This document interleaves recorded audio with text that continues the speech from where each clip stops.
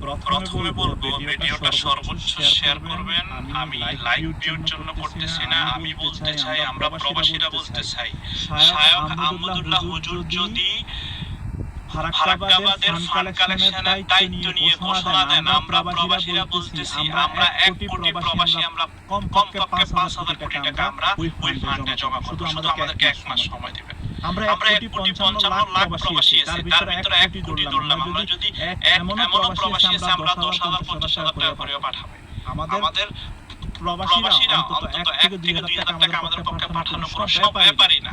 আমরা বলতে চাই, আপনারা ঘোষণা দেন এবং আপনারা সরকাররা ফারাক্কাবাদের বিপরীতে বাদ করার জন্য উদ্যোগ নেন। আর সবাইকে বলবো, সবাই কথা বলুন, আওয়াজ করুন। আমাদের দেশের নিরাপত্তা খুবই প্রয়োজন, আমাদের দেশের মানুষের নিরাপত্তা খুবই প্রয়োজন।